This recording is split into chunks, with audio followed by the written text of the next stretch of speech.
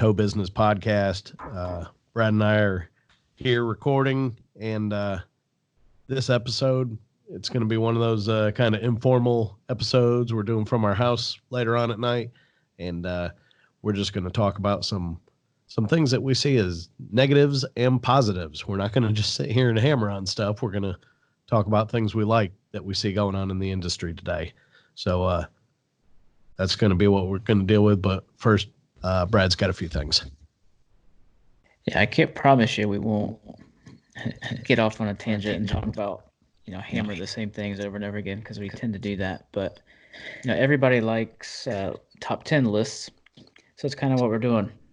Our top 10 good things right now in the industry and our top 10 bad things. It's always fun to make lists and talk about things. So this should be a pretty loose, entertaining episode. But this is episode 1 of season 4. I'll say it again. Can't believe there's a season 4. We never thought there'd be a season 1, but here we are. So this is the first episode of 2020, season 4. Just a little looking ahead here for 2020, what's going to happen. We're going to do 3 seasons of 7 episodes. So it's going to be the same amount of episodes. There'll be some bonus stuff pop up here and there, but it's going to be the same amount of episodes as we did last year.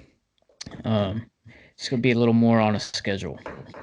So we'll have some production time in between seasons, but that's what we're shooting for, and that'll take us through the whole year.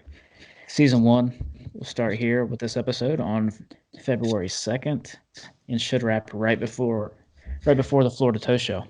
So we'll have something cool right before the Tow Show, preview the show, talk to some people, and see what's going on for this year's show.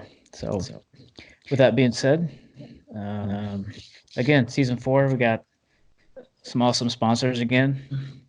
Tracker Management, Miller Industries, We Buy Key Fobs, and we will have our friends at Wicker Insurance on again, talking about the landscape of the towing or the insurance industry within the insurance arena within the towing industry.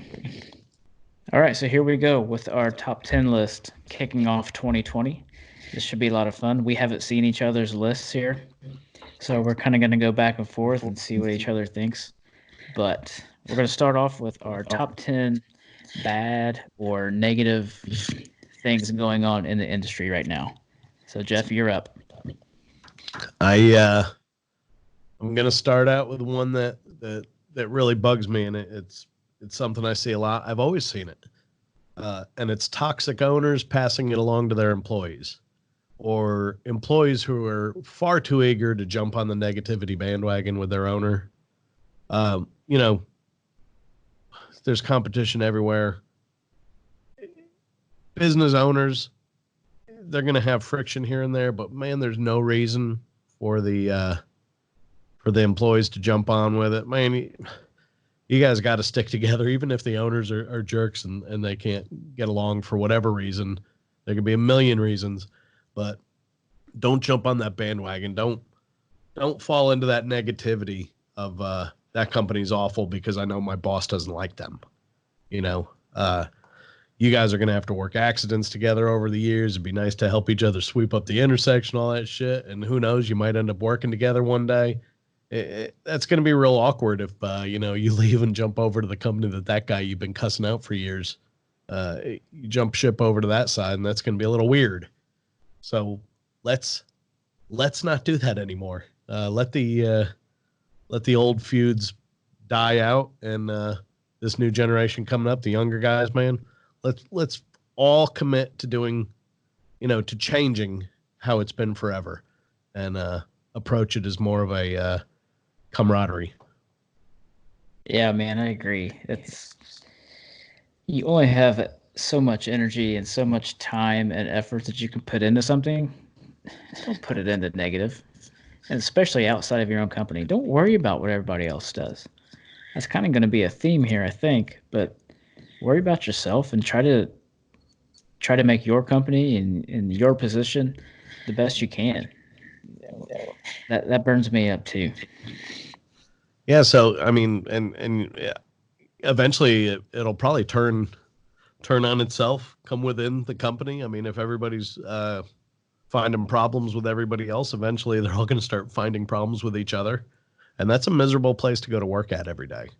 So let's turn that around if we can. I agree.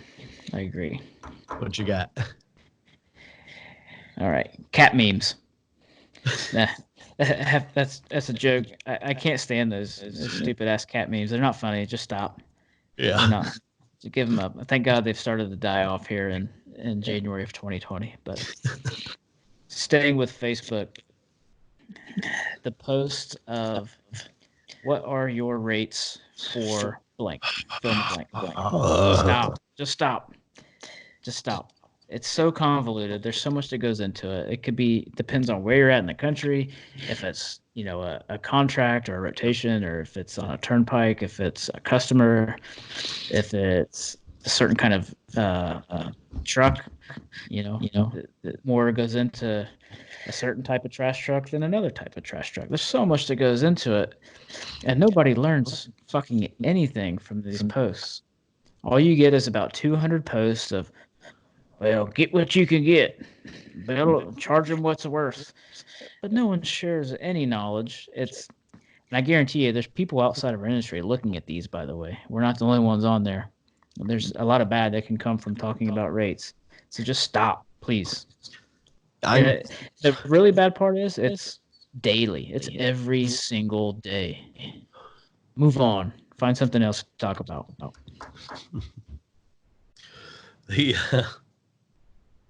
I don't know if anybody's really caught on to this, but probably 90% of the answers, the responses you get on a post like that are just complete horse shit anyhow. And you're not gaining anything by it. And people are going to eventually figure out how to use that against you if they see what you're posting and what your rates are and all that. Somebody's going to use it against you. Years back, I was notified that I don't want to call them competition, but I found out that they were monitoring our Facebook just to get the names off of the trucks we were posting so they could go knock on their doors, next week. Mm-hmm. So if you go and make posts, eventually you're going to have a customer in that post somewhere, and you might block out the name. Everybody knows what these logos are. Everybody knows whose trucks these are. So you go and post your rates on top of that for that type of job, for that type of customer, and you're giving away way too much information. Yeah, here's the bad part. Well, one of the bad parts. You'll have somebody really trying to have an adult conversation and put some thought into their comment, and they get railroaded. They get bashed for being honest and trying to have an adult civilized conversation, and they just get worn out. That it turns into nothing but a shit show of bad comments. And I guarantee you that most of the people commenting are drivers. Yes. Your owner probably does not appreciate you talking about rates on there. It's not a huge secret on what people's rates are, but it's so irrelevant, and there's so much that goes into it that I guarantee you what you're trying to get across is not really what's being talked about. Yeah, probably not. We got. I've got not too long ago, maybe 3-4 months ago, there was a guy who posted a photo. One of his local competitors stopped in the roadway with a giant Snap-on type toolbox laying on next to it. All right. The first post I saw was, look at this asshole. He got what he deserves. He's always undercutting our prices. I bet he was getting $30 to tow that $20,000 toolbox or something along those lines. And that thing spread like fucking wildfire. But the problem is there's people outside of our industry looking at posts like that, and they're not saying Bob's A to Z Towing is incompetent. They're looking at those posts and going, fucking stupid towers, idiots, dumbasses, They're all the right? same. We all get lumped into that. And it's other local companies that you're trashing. It makes you look worse, not them. That guy already, he's already having the worst day he could possibly have. You posting a photo, I guarantee, is nothing compared to having to call the owner of that toolbox, having to pay for that toolbox. All right, you're bashing online. You ain't making the guy's day any worse, probably. But you're making yourself look terrible. You come off looking like a dirtbag, and you're exactly what we could use less of in this industry, because it's those things like that go a long way to kind of tarnishing our image, what little image we've got. Well, we got one, but it's not always positive. Right. You see the same type of guy bashing the manufacturers. Oh, look at this truck, third time this thing cracked. First off, are you paying for the fucking truck? Did you decide, what truck to buy? No, that's the owner. And that owner may have a really good relationship with that manufacturer. And then that manufacturer catches wind that one of that guy's drivers is online just trashing them and posting something went wrong. Got news for you. They all break. It's nothing, no shocking news. And if you think that, the manufacturers are so big that they don't know or care about each individual company, you're wrong. They do care, and they don't want to hear that. No, you can just add to the list with the bashing the motor clubs also. We don't do motor clubs. We've decided to focus somewhere else. And it works for us, but there's other companies that's their focus. I know one nearby. I mean, they're a big AAA company. That's what they focus on. They've figured out how to make it work. Don't be the guy that goes on and criticizes all that stuff. If you're not, chances are the guy making those comments doesn't even know the whole story. They don't know what went into those rates. If you're making good money, what do you care what your boss is charging that motor club? If you're being paid okay, then it shouldn't matter. And it's not your argument. It's not your fight. Leave it alone. If you're not being paid well enough and you believe it's possibly because of those motor club rates, go somewhere else. Go get a job somewhere else. Don't sit there and harm your employer by trashing his customers, because a motor club is a customer and they're all important. Yeah. Let me touch on both those here. The toolbox. Unless you're the direct competitor of that company, why do you have anything negative to say at all? It pertains nothing to you. Why wouldn't you be like, hey, man, that sucks. That's a bad day. Why you got to bash him? Why you got to make fun of him? Share it. Like you said, the dude's already having the worst day of his life. And even if you are their direct competitor right there in the same town, just chuckle to yourself. You don't need to publicly bash people. It makes us all look stupid. It makes us all look... honestly, it makes us all look like what people think we are. And doesn't that kind of ties back into my first point? Here's something shocking. How about you stop, instead of taking photos and jumping on Facebook? How about you go over and ask the guy if he needs help, if you can do anything for the guy? I mean, I know there's that struggle between competition, but my gosh, like I said, it's the guy's worst day of his life. Go see if you can help him out a little bit. It might mean a lot to him going down the road. Yeah, I won't get out of the truck to help him, but I got a 6. I'll park a mile behind him. Yeah. Which is all well and good. But get out of the truck and help him if you see him. I don't understand why we got to bash our own, eat our own type. Why we got to cannibalize ourselves? The motor clubs and AAA, they want to do that to us and put us in a position to do that on our own. We don't need to do it for no reason. But to talk on your motor club point, if you don't do motor clubs, why do you have to make yourself look tough and brag about not doing them? Who cares? If they don't work for your business, don't do them. If they work for your business, do them. And if you don't know, then you need to figure it out. That's about all there is to it. And if it's your competitors and they run motor clubs, good. Be happy. That's less likely that they're freed up to run cash calls and other stuff that you want to run. You should encourage them to do motor clubs.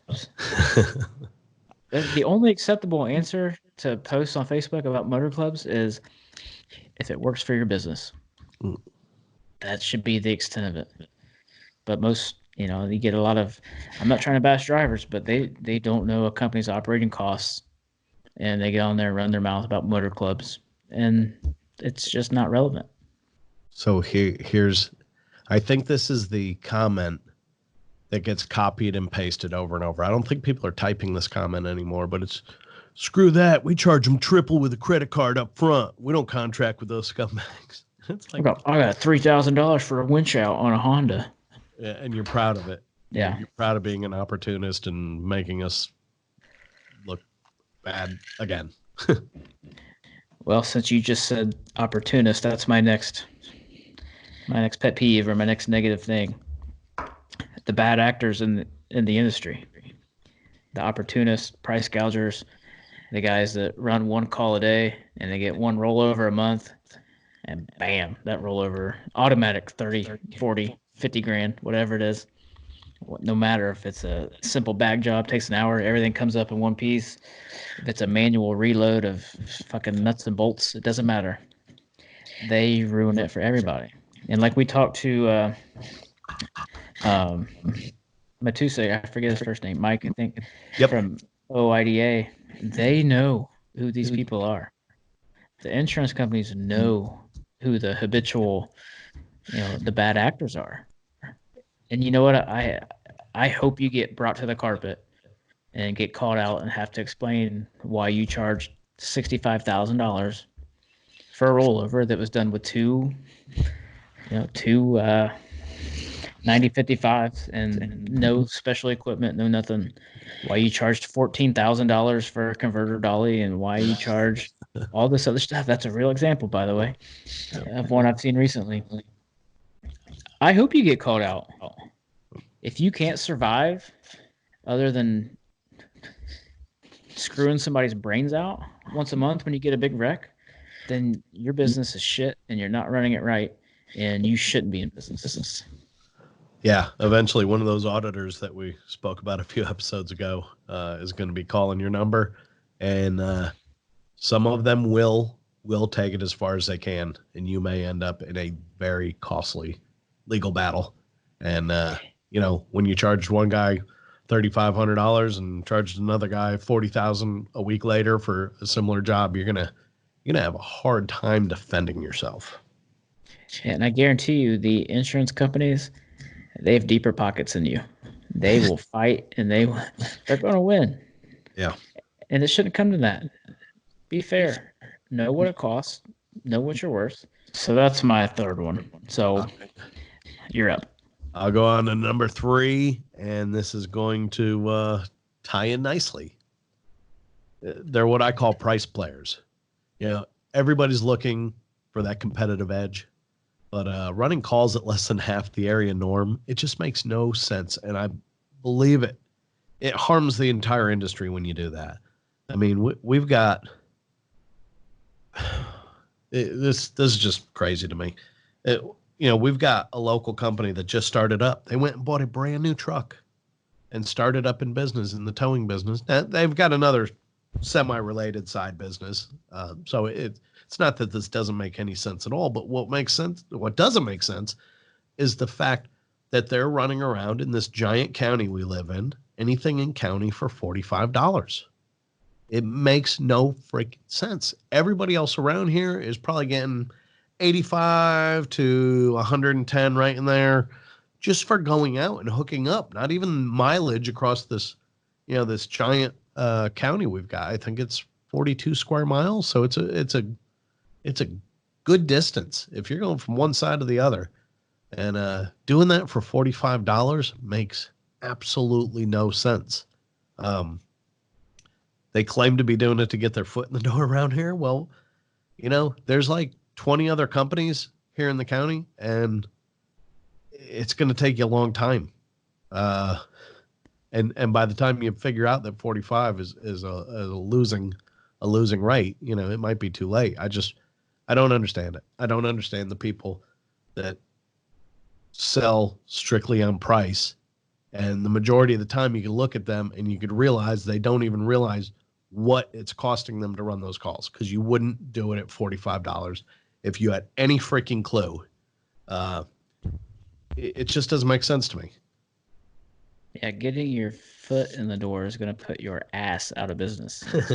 If that's all you have to compete on is price, you're screwed. Because what happens, you get your foot in the door, you start to get some volume from whoever that customer is. And then what happens when they say, hey, look, you're just, you're $2 too high. What are you going to do now? We talked to Sam Johnson last year, or, last month, but last year. And that fear comes in. What are you going to do when your whole business is set up around this customer and you got to make that decision? That's the unfortunate part, is people get themselves into situations without knowing their true costs and how to price to be profitable. And they get scared and they don't know what else to do. And they don't want to lose the work. They don't want to have their truck sitting. They can't afford to have their truck sitting. They don't want to lay people off or whatever. Fear comes in and fear wins. And that's how people get in these vicious cycles of debt and going out of business. And that's the whole cyclical nature of this industry. Yes, you can see that guy that jumps in like that might start out with the new shiny truck, but 3-4 years from now, he's going to be driving the same truck and it's going to look pretty crappy. He's gonna be driving for somebody else. That company is not going to be here. So the Ajero's got a new tower in the area, and his driver, who's not a well-liked guy around town, his driver comes in our office the other day to pick up a car for Ajero, and he starts talking about how he actually shows us his pay sheet. He wants to show us his pay sheet. He's like, look at all these calls. Look at all these calls. I'm going to go buy my own truck and I'm going to call Ajero and I'm going to take all this money. And he actually shows us his pay sheet. And there was no call on that entire, there was a ton of calls. But on that entire sheet, there was nothing over $65.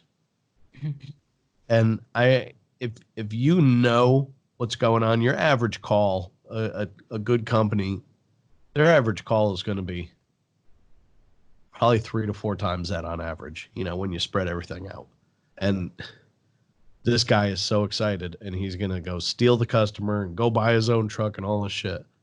And he's running all over the place for less than $65. That's the guy that'll eventually talk somebody into buying them a truck or lending them money for a truck. And he's going to jump into the mix with everybody else in your area and just screw everything all to hell. It's everywhere. It's an epidemic. We are our own worst enemies. Instead of working together to get prices up over time, not collusion, not anything like that, not price fixing, but if we all raise our standards and adjust with the cost of doing business year over year, our rates should go up. And if you look at the trend, they're going down. It makes no sense. But, there's not much in this industry that does, to be honest with you. So do you know of any other industry that seems similar to this? Because it seems like wherever you go, whatever you do, whatever you buy, year after year, the stuff clearly goes up. And year after year, we seem to be going down.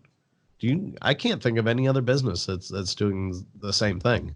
Now, I know trucking has, dry vans, they've complained about rates going down and down, but then you're seeing these guys that are going down and down in their rates folding and disappearing real quick. Some big companies lately.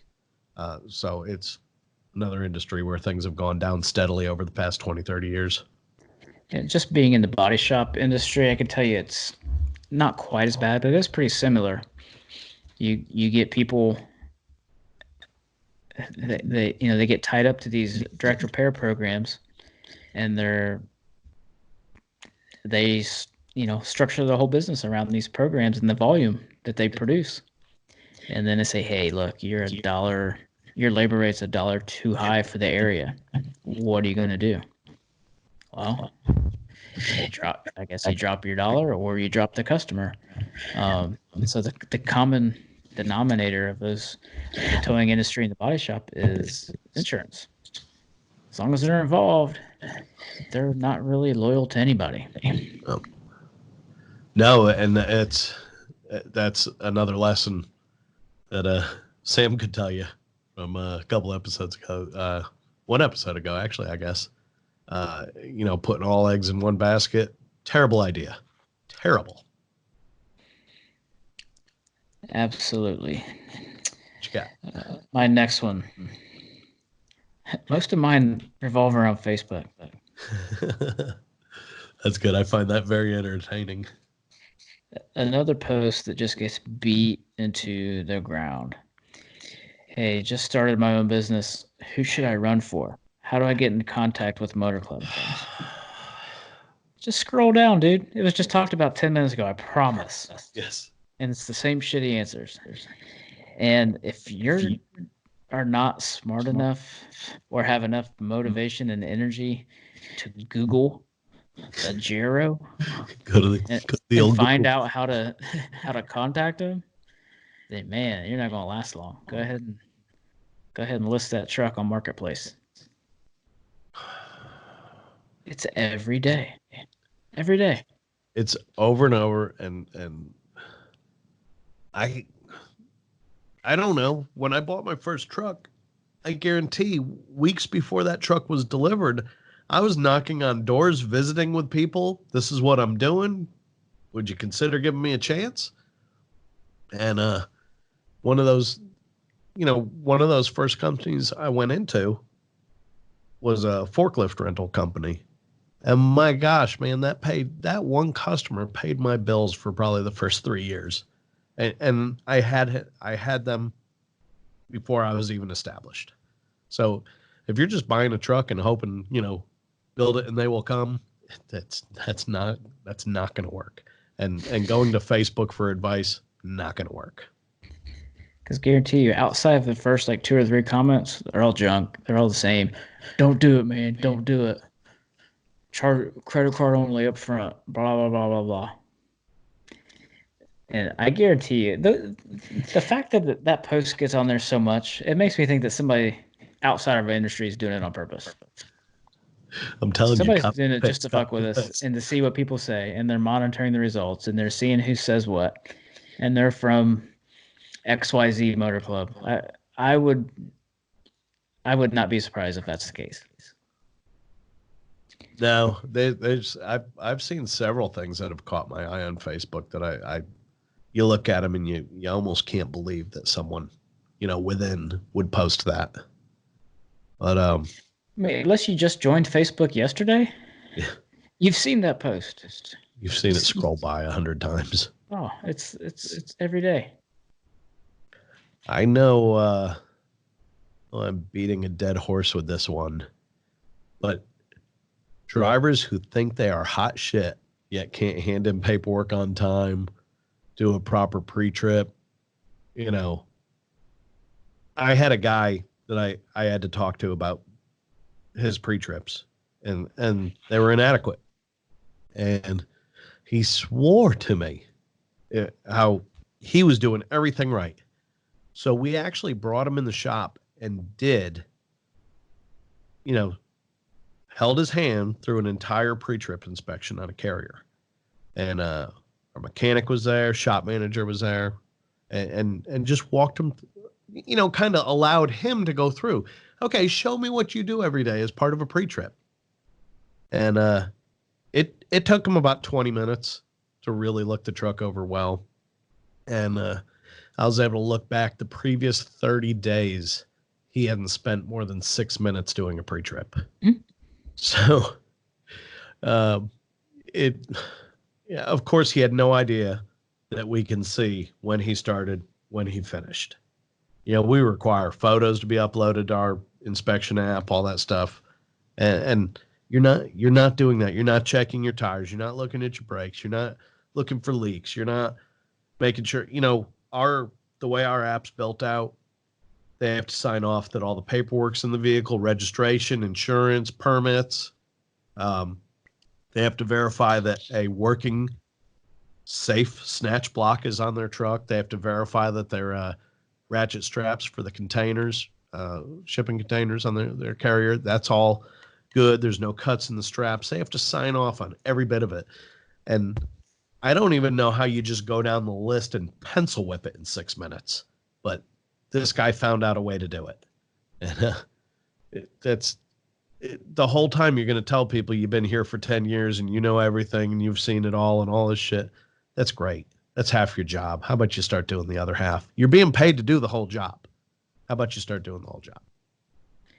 Yeah, my only comment on that is it should take you an hour to pre-trip.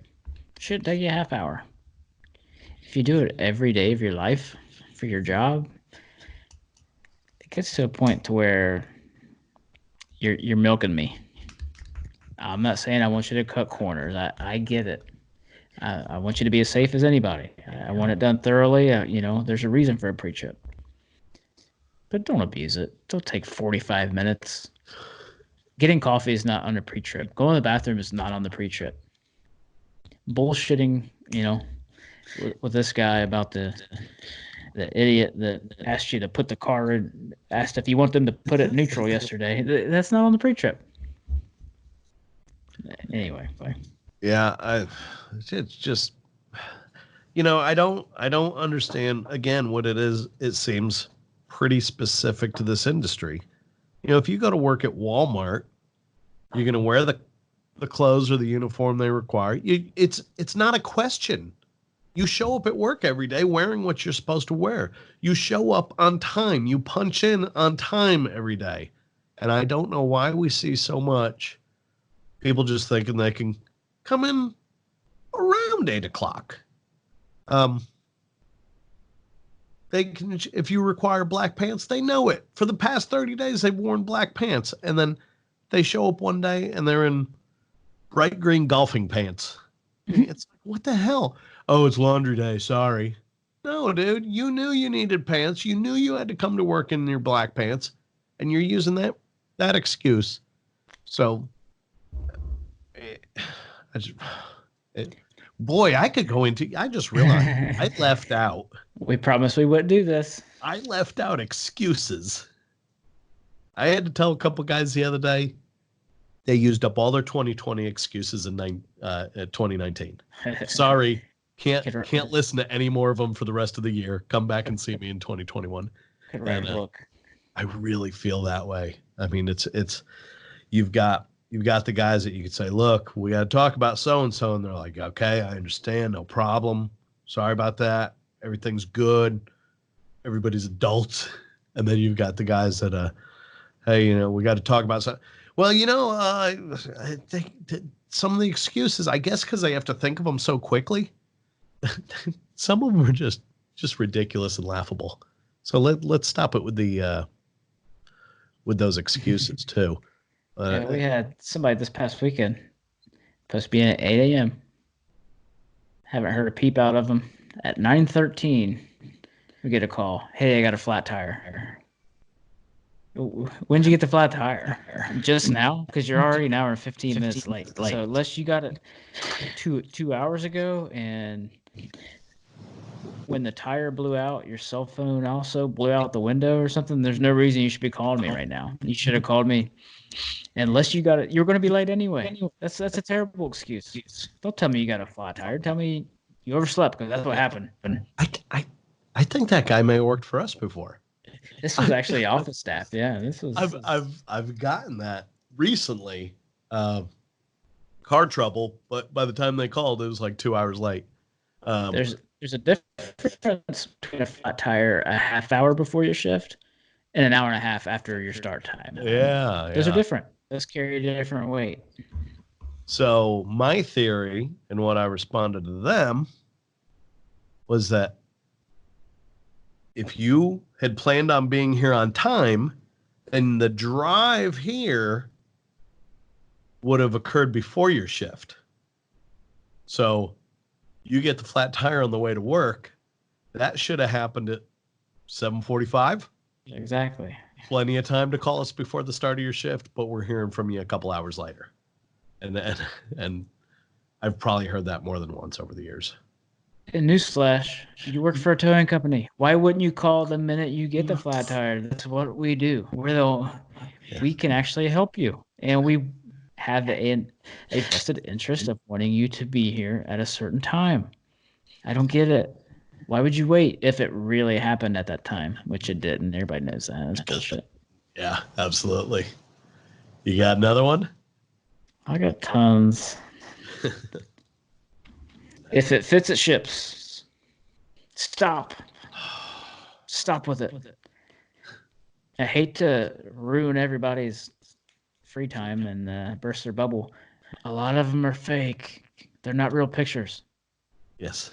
You can figure that out pretty quick. Yeah.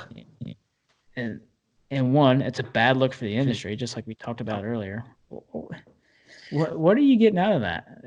Do you feel awesome that you ran a heavy duty call with a light duty truck, or you overloaded and probably busted your bed rails and your bed stops and everything? Like, I don't understand what you're getting out of that. So then you've got different responders, and you got the guys that just give them a thorough beatdown for posting that or doing it and then posting it and thinking it's cool. And then you've got the guys that they try to offer some decent advice, like, hey buddy, maybe you need some training, maybe you should go to a rec master class, whatever. And then you got the other guys that come on in defense that just boggles my mind. And I don't know what the hell you people are talking about. I do that 3 times a day. My truck can do it, man.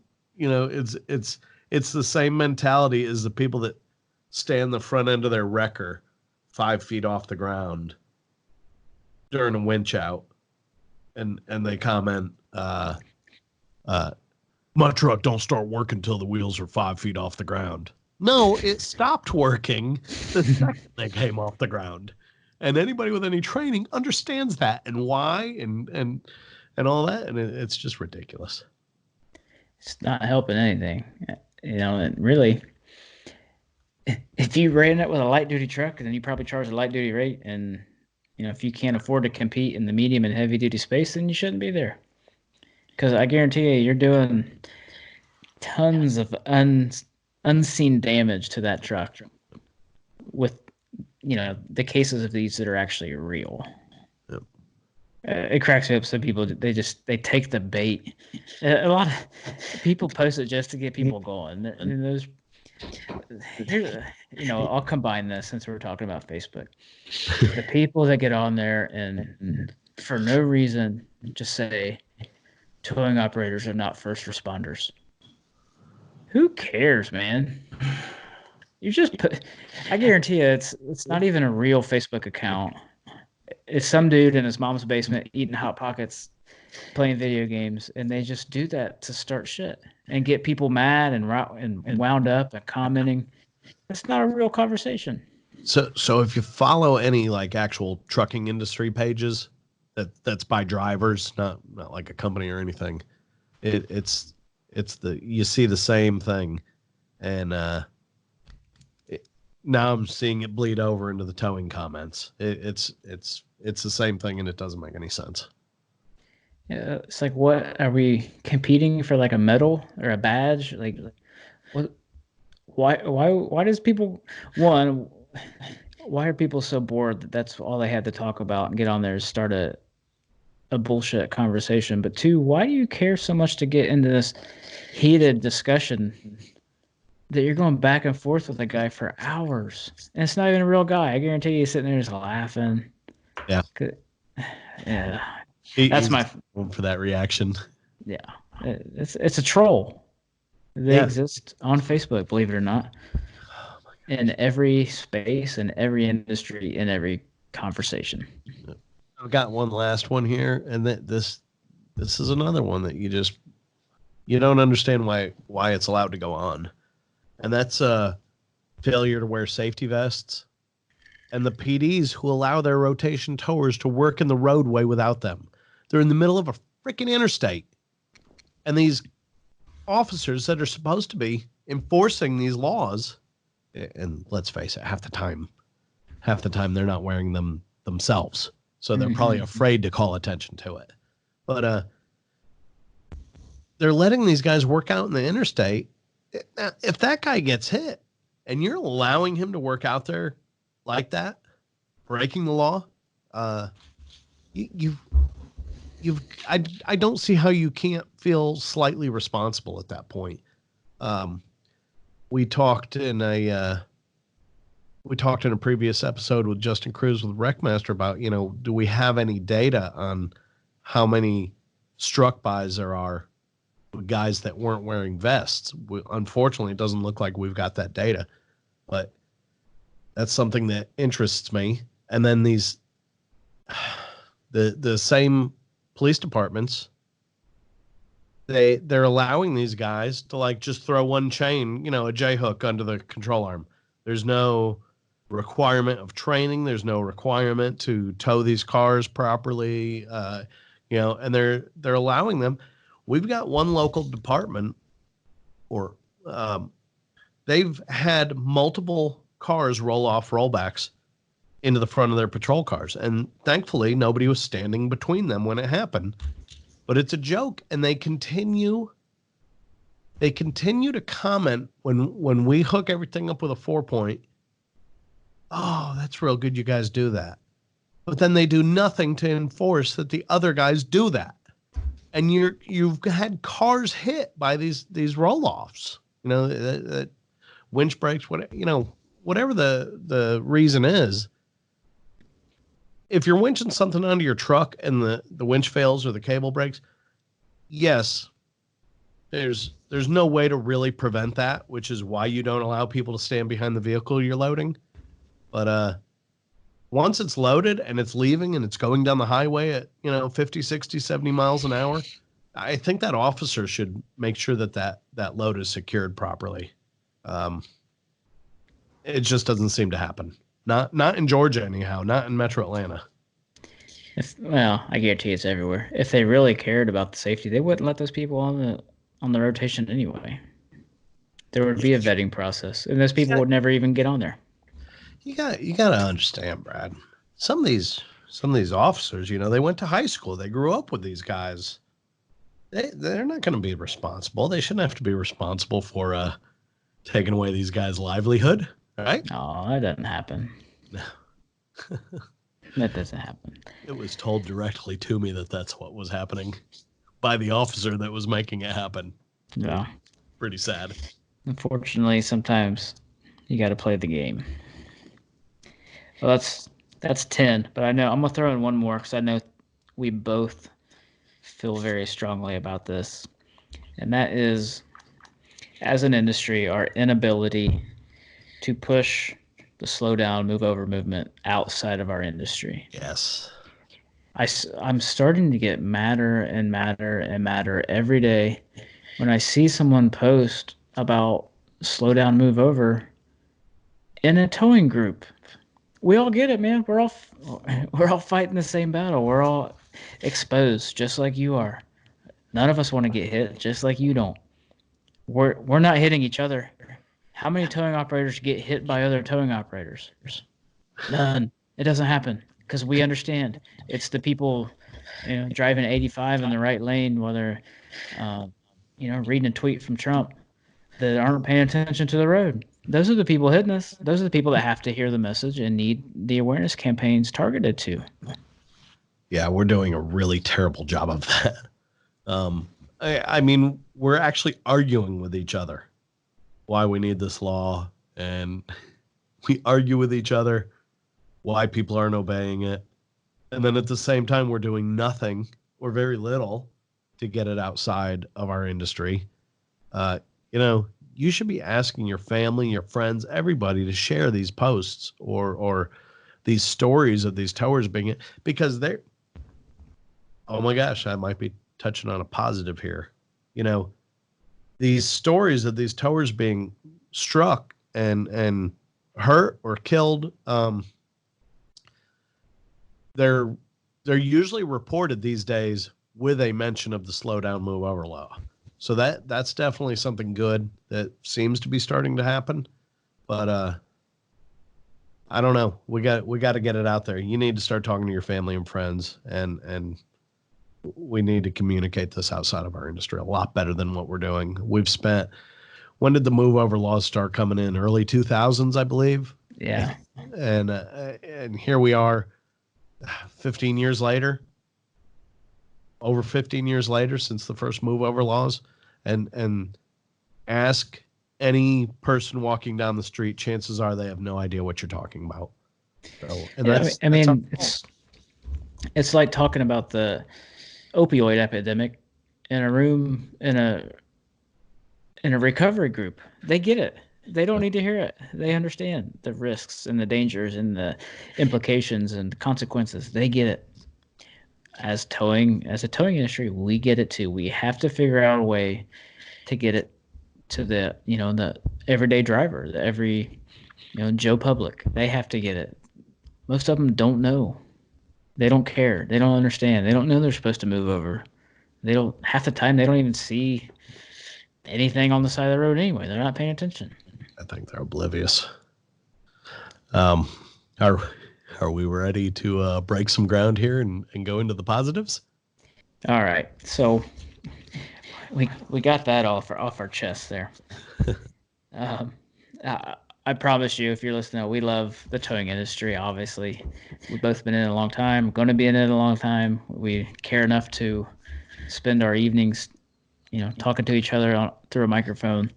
We love the industry. There's the good outweighs the bad. We just have some pet peeves that strike a nerve. So, going into the positives and what our top 10 list of good things in the towing industry for 2020. Lead it off. This doesn't fit as well as I'd like, but I want to mention the towers who are embracing technology, because I think technology is increasing our driver safety. You know where guys are, you know what they're doing, they're reporting to you very easily each step of the call they're in. It's easier to keep track of them, which means in turn you're quicker to realize if there's a problem or an issue. And we've got so many great systems out there. The ability to scan VINs with your phone, it takes out, we've got pretty strict guidelines in Georgia about processing abandoned vehicles.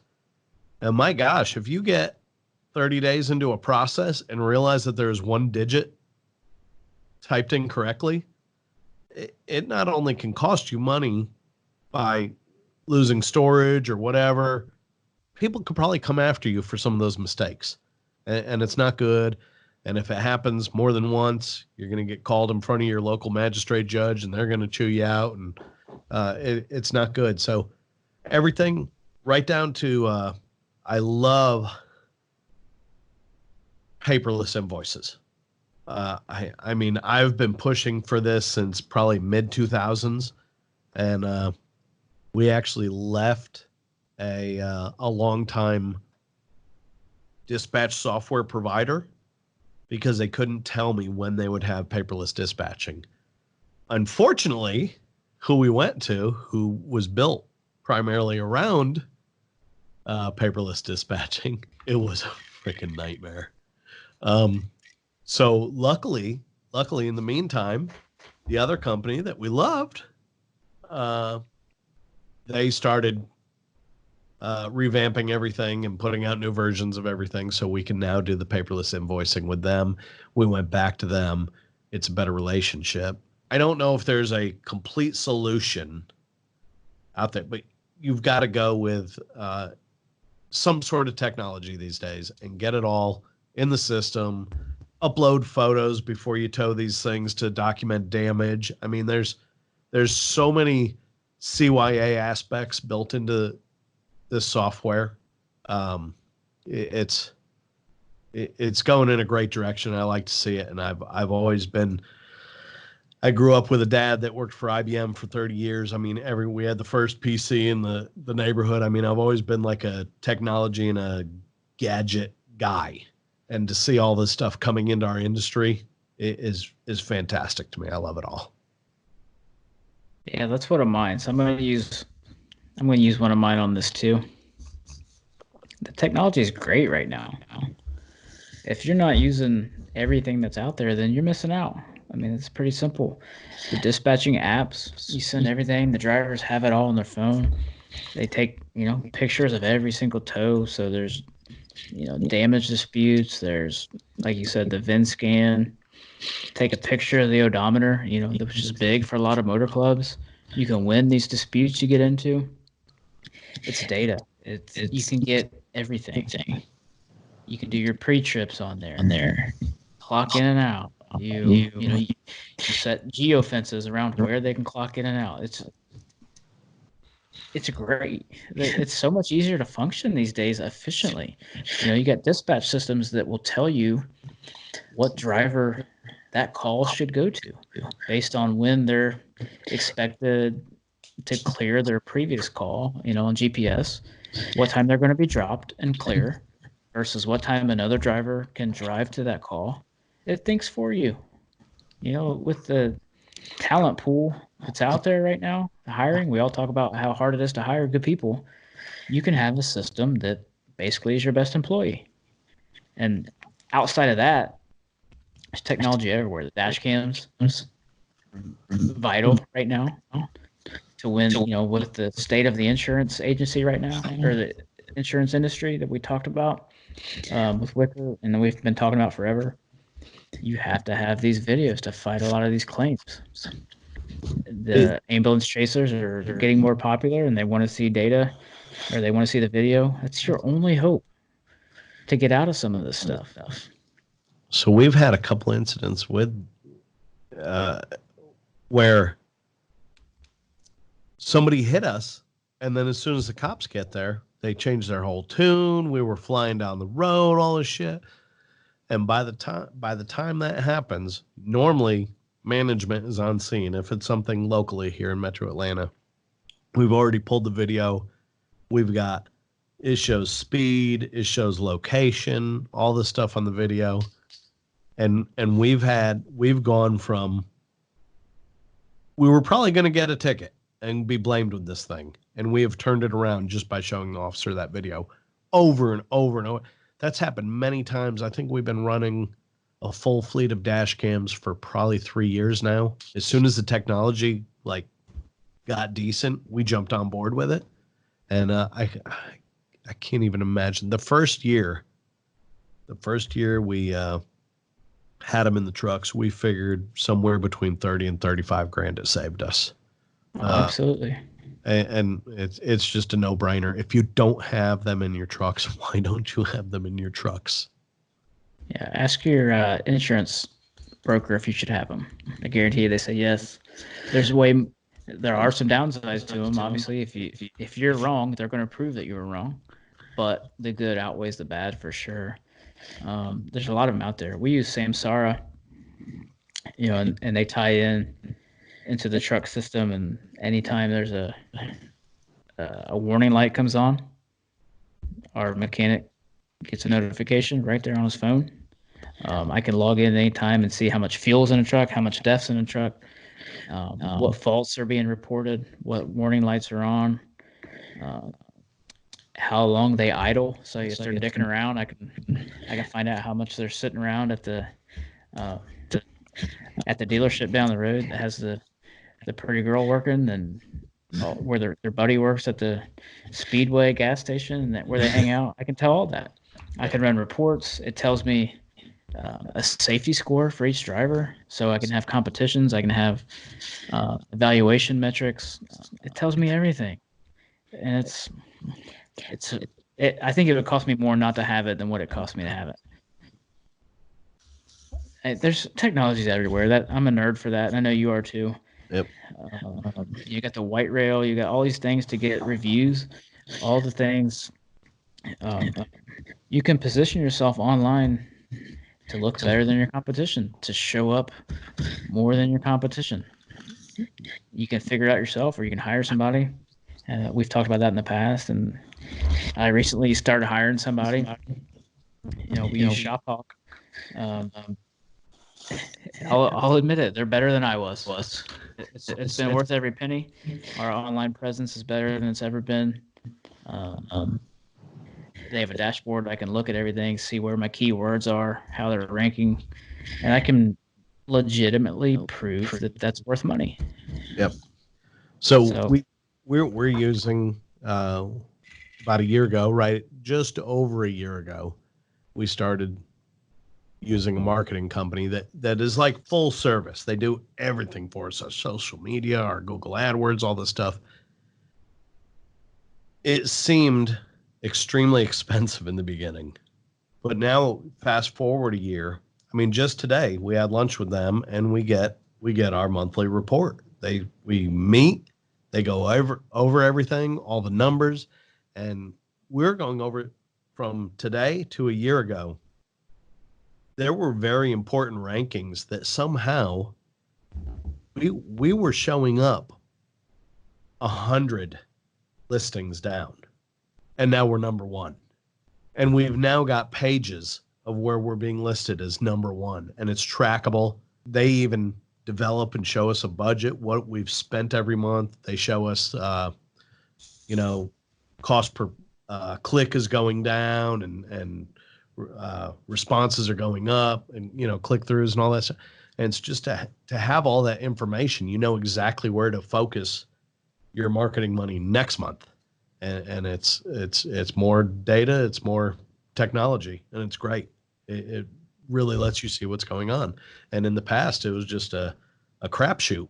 You tried this marketing, you tried that advertising, and it might take you a year to realize whether or not it's working, and to be able to actually see that stuff in numbers in front of you and graphs, and it's great. Yeah, I mean, I spent a lot of time and money figuring it out, and I did okay with it. I did okay with it, but yeah, the professionals are so much better. Yeah. And but warning, there's some bad ones out there, just like everything. There's some bad actors. There's a lot of people that get burnt. I talked to somebody the other day. They said, next thing I knew, I was spending $15,000 a month on Google. And they had no idea. They weren't paying attention to it. The company they were using they weren't producing any kind of reports. I can log into my ShopHop database and I can look at real time what's going on anytime I want. They'll send me anything I ask for, as much information as I want. Get email reports, but as much or as little as I want. So as long as you understand that you need to be doing this kind of stuff, there's somebody that can help you.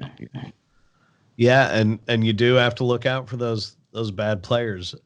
I'm addicted to like the Bar Rescue, Restaurant Impossible, Hotel Impossible. I love those shows. And recently there was a Hotel Impossible done in Atlanta, right here where I'm at. And when the guy started digging into the books, he sees this marketing fee of like $3,500 a month. And he starts asking what it's about and finds out what it's for from the owners of the hotel. And he asks for a meeting with two representatives from that marketing company. And he starts asking, where's our return on investment? We've got to be making X dollars to cover your X dollars that we pay you. They were unable. They were like, tried laughing it off, and they got all awkward and everything. It turns out they couldn't produce one report. They had no idea if these people were making anything, losing anything on what they were charging them every month. And they just kept saying,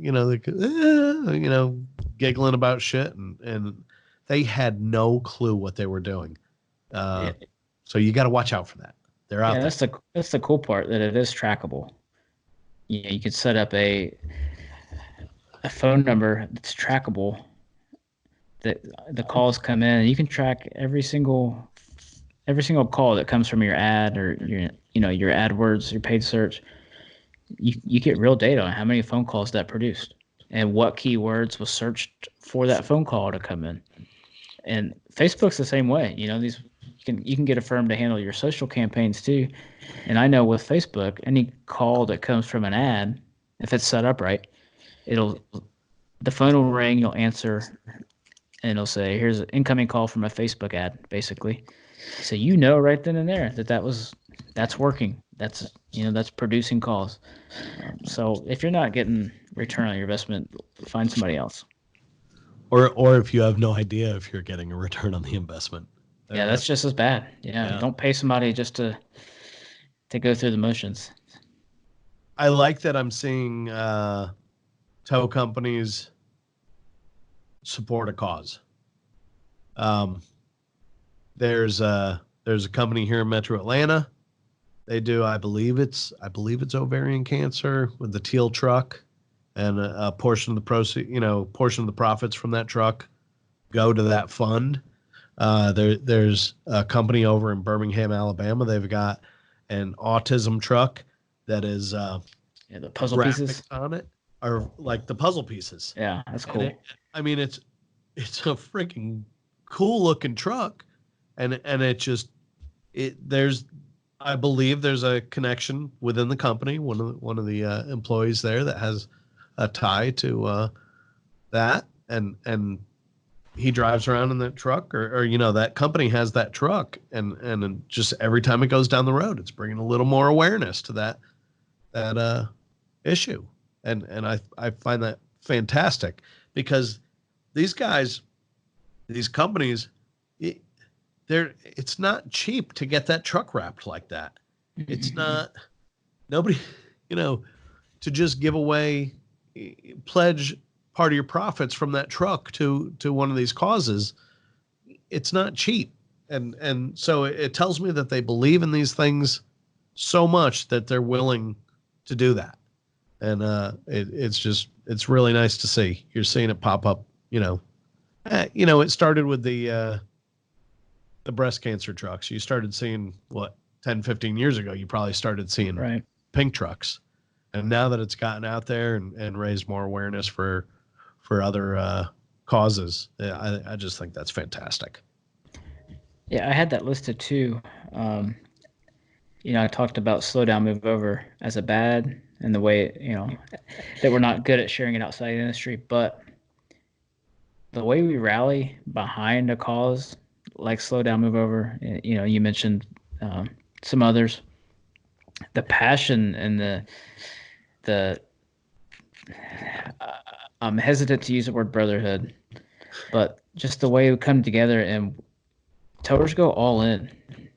Towers love other towers, and if there's something going on, they go all in, and they, that's a very cool thing to see that I'm not sure happens in a lot of industries.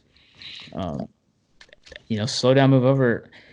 When it first came, I remember when it first, started getting popular, there's a lot of people like, well, that's just the way it is. You got to watch your back. You got to, that's how it's going to be. No, and we finally decided that's not good enough. That's not how it has to be. Head on a swivel. Yeah, exactly. And we started rallying around it and say, we've got to do something. We've got to take a stand. Our guys are getting picked off. It's got to stop. So the tightness of the towing community is very much a positive thing right now in 2020. Yep. You took another one of mine. Damn it. What you got? A good positive thing right now is the used truck market. Now, some of the reasons why the used truck market is hot right now, maybe not so good, but what you're getting for your old equipment is phenomenal right now, especially heavies. If you got an old heavy, you can almost get what you paid for it, depending on how old it is. The used market is hot right now. The trade-ins are hot. A lot of people, they can't get finance for a new truck when they're buying used. Whatever the situation is, our depreciating assets are not depreciating as much as they used to. Which, for taxes, depreciation is good. I get it. I'm not saying that. But the value of our used stuff, it's through the roof right now. Yeah, and in Georgia, they changed the law as far as the taxes you pay. You used to have to pay your ad valorem tax on your vehicles every year. Now they're making you pay when you buy a new vehicle. You're having to pay that all up front, um, instead of a little bit each year. And what the state's allowing you to do is, if you trade it into the dealer you're buying the truck from, whatever they give you, if you're buying $100,000 truck and you trade it in something worth 50,000, you're reducing your taxes on that new purchase by 50%. So that's helping a lot here. It's really not making sense to sell stuff privately anymore, because then you don't get that tax advantage. Right. Yep. So, this stuff, as long as you take care of it, our equipment is retaining its value very well right now. So that was a nice, easy one that we didn't get fired up about. Yeah. The first one, I believe. Yeah. What you got?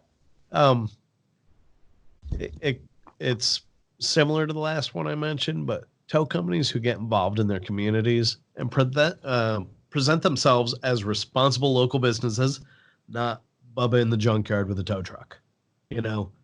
You are a small business. You are you contribute to your local economy.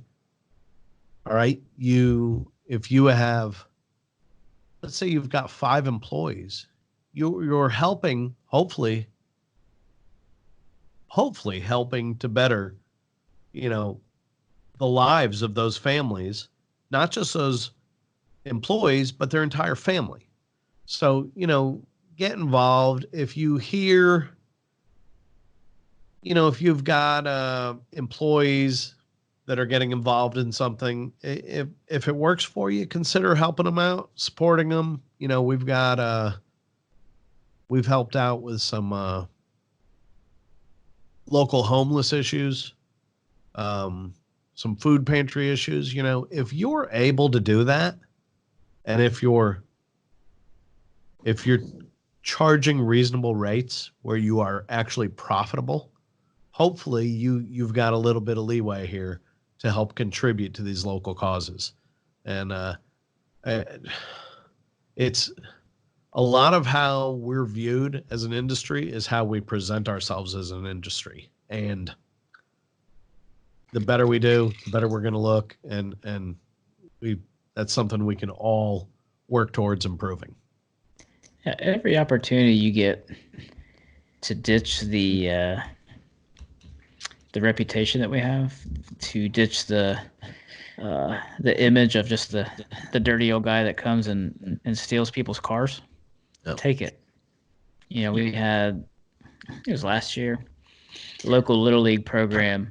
Somebody broke in and vandalized their concession stand, tore it all to pieces, all the equipment gone. So we just put on Facebook, we shared it and said, hey, we'll match dollar for dollar. Anybody that donates to this GoFundMe, we'll match dollar for dollar. And the publicity, ended up, that wasn't our intention. We didn't push it, but it ended up going on the news and the local news, the newspapers, everything. The good that came out of that, and you got to help somebody. You position your business to look good in a positive light, and you help somebody. It's a win-win. You do appreciate the publicity, but I mean, do it out of your heart. Do it because it's what's right, and you're able to, and you can give a little back. The other stuff will come after. That's just icing on the cake. Yep, that's good. All right, my next one.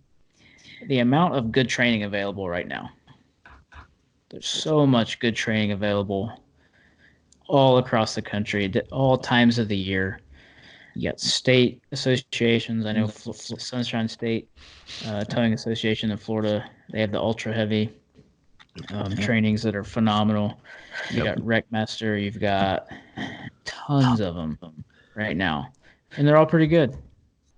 Some better than others, but all of them are good. There's no reason to not be on top of your game right now just because you don't know where to find training.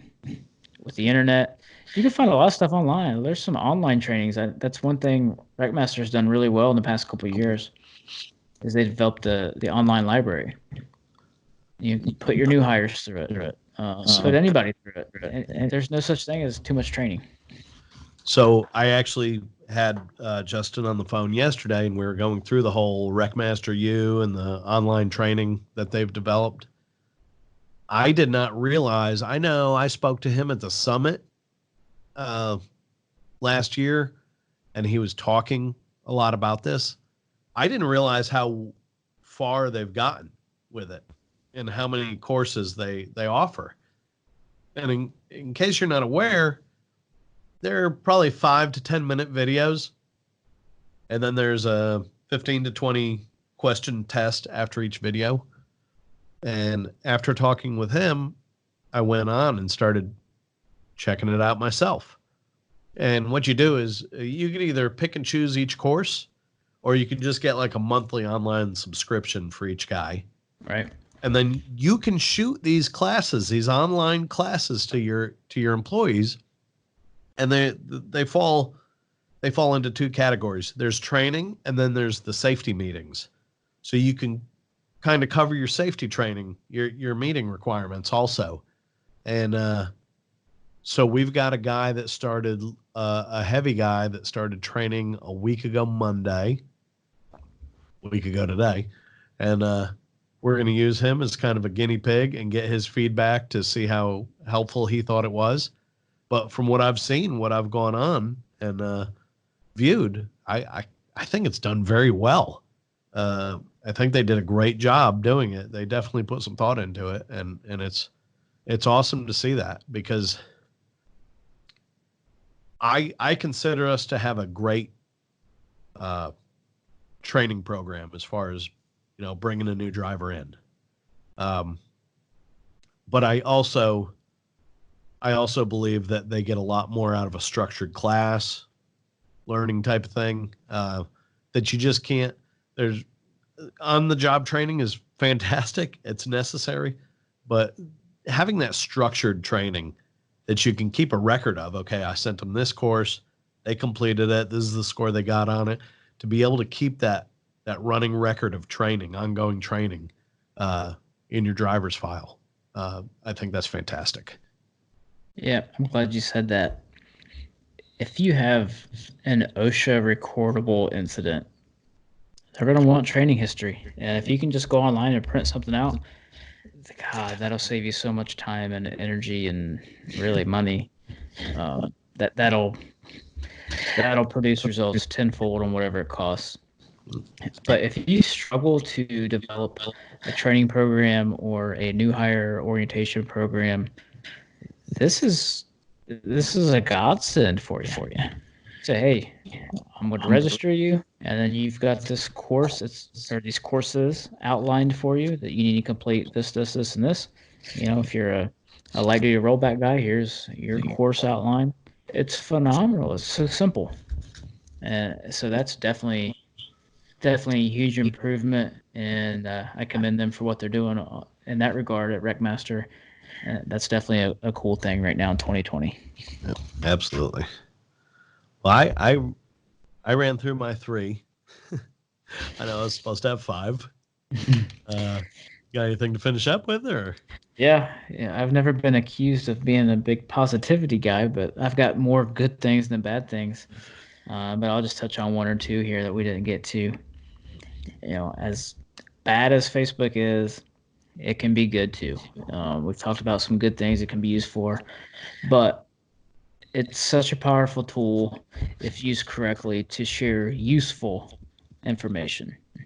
If you've a new 2020 BMW, if it's the first unlock you've done on a new 5 Series, whatever it is, and you share that, you've probably shared something that somebody didn't know, and that can save them time and their company a damage claim or whatever, or how to get how to hook up. Not many people are familiar with Teslas yet, and if you share how to safely load them, how to unlock them, get them in neutral,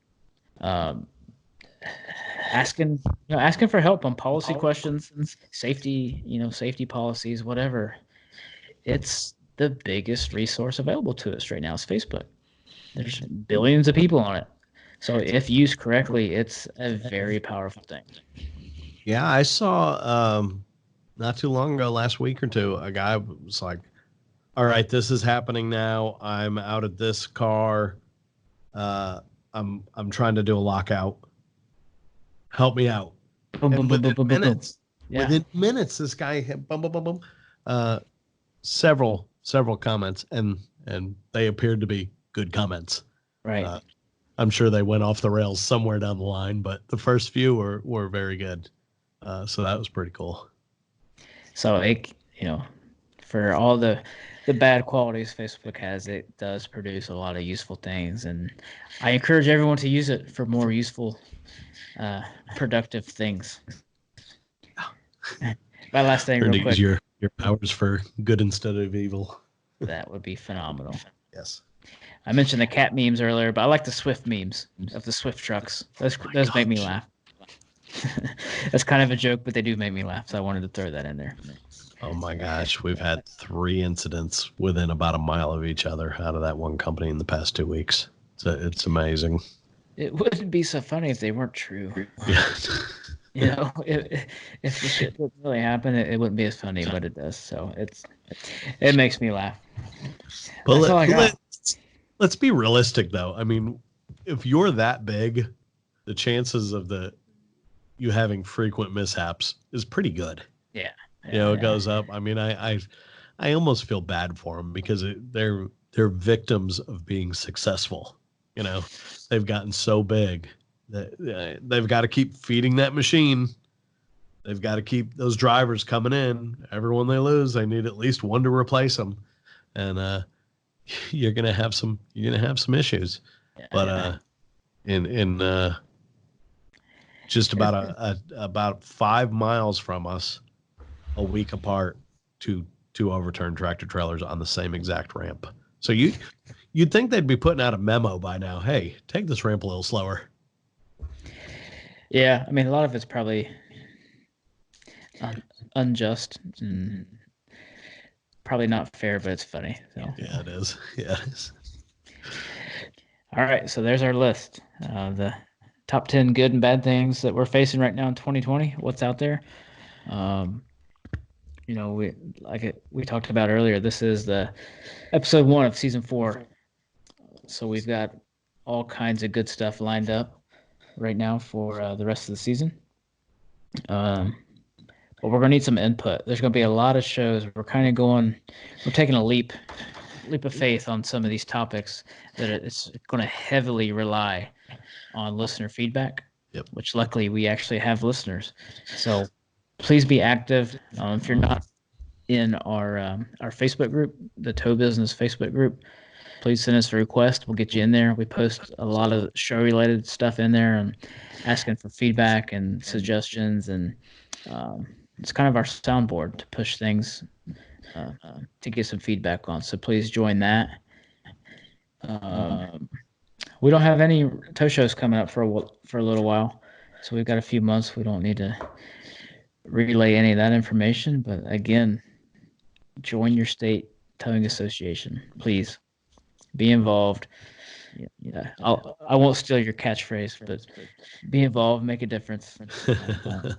Even if you're just sending them money, that money goes to fight the good fight to help you. So don't be the guy that reaps the benefits for free. Yeah, and gosh, that definitely holds true in Massachusetts. Their fight that we discussed a few episodes ago, it's not getting any easier. So good luck to them. And if you're up there and you have the ability to support their state association, please do so. Yeah, thanks again to our sponsors, Tractor Management, Miller Industries, We Buy Key Fobs. Check them out.